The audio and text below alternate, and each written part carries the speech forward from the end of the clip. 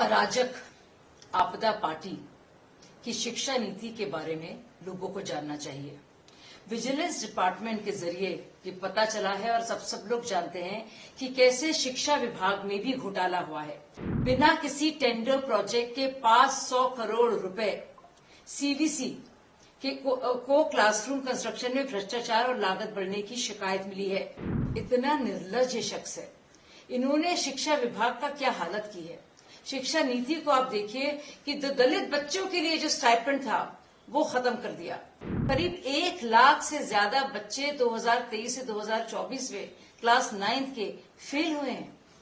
क्यों फेल हुए? चाहे बात हो फिजिक्स और केमिस्ट्री के टीचर्स की, वो टीचर्स और अध्यापक नहीं है। दिल्ली हाईकोर्ट ने फटकार लगाई है कि आपने एमसीडी स्कूलों में अभी तक उनका जो पाठ्यक्रम से रिलेटेड सामान है, बस्ते हैं, किताबें हैं, वो अब तक क्यों नहीं दी, जबकि इसका पैसा आपको मिल गया है। वो शख्स अब नरेंद्र मोदी जी पर लांछन लगाएगा। वो इंसान जो है अब औरों को करप्ट बोलेगा, जो खुद परिकाष्ठा बन गया है करप्शन की। अरविंद केजरीवाल ने ट्वीट कर बीजेपी पे एलिगेशन लगाए हैं शिक्षा नीति को लेकर। अराजक आपदा पार्टी की शिक्षा नीति के बारे में लोगों को जानना चाहिए। विजिलेंस डिपार्टमेंट के जरिए ये पता चला है और सब लोग जानते हैं कि कैसे शिक्षा विभाग में भी घोटाला हुआ है। बिना किसी टेंडर प्रोजेक्ट के 500 करोड़ रुपए सीवीसी को क्लासरूम कंस्ट्रक्शन में भ्रष्टाचार और लागत बढ़ने की शिकायत मिली है। और बेहतर सुविधाओं के नाम पर इन्होंने कंस्ट्रक्शन कॉस्ट को 90% बढ़ा लिया।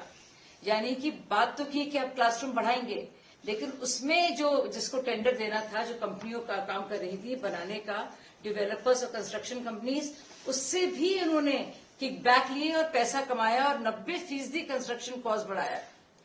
और अब सब यकीन नहीं करेंगे, सीपीडब्ल्यूडी वर्क्स मैनुअल का जमकर उन्होंने उल्लंघन किया है। 1214 टॉयलेट्स को बताकर क्लासरूम इस प्रोजेक्ट के लिए 990 करोड़ रुपए इन्होंने ले लिए। यानी कि जो लागत होनी थी उसके 90% इन्होंने लागत सरकारी खजाने से ली है, अपने जो उनका प्राइवेट माफिया है उनका पेट भरने के लिए। तो आप सोचिए, इतना निर्लज्ज शख्स है। इन्होंने शिक्षा विभाग का क्या हालत की है। शिक्षा नीति को आप देखिए कि दलित बच्चों के लिए जो स्टाइपेंड था वो खत्म कर दिया। आप देखिए इन लोगों को कि करीब 1 लाख से ज्यादा बच्चे 2023 से 2024 में क्लास 9 के फेल हुए हैं। क्यों फेल हुए? चाहे बात हो फिजिक्स और केमिस्ट्री के टीचर्स की, वो टीचर्स और अध्यापक नहीं है। इतने स्कूल में प्रिंसिपल्स भी नहीं है। क्यों? और बाकायदा दिल्ली हाईकोर्ट ने फटकार लगाई है कि आपने एमसीडी स्कूलों में अभी तक उनका जो पाठ्यक्रम से रिलेटेड सामान है, बस्ते हैं, किताबें हैं, वो अब तक क्यों नहीं दी, जबकि इसका पैसा आपको मिल गया है। वो शख्स अब नरेंद्र मोदी जी पर लांछन लगाएगा। वो इंसान जो है अब औरों को करप्ट बोलेगा, जो खुद परिकाष्ठा बन गया है करप्शन की।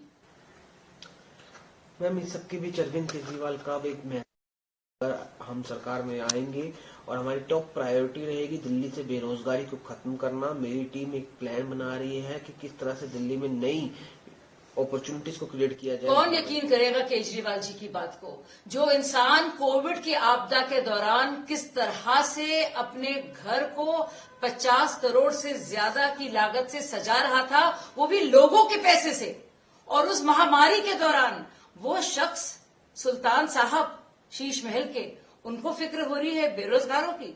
आप देखिए कितना पैसा कमाकर, घोटालेबाजी कर कर, लोगों को शराब के बोतलें बांट कर और उससे पैसा कमाकर ये लोगों को फिक्र है रोजगार करने की।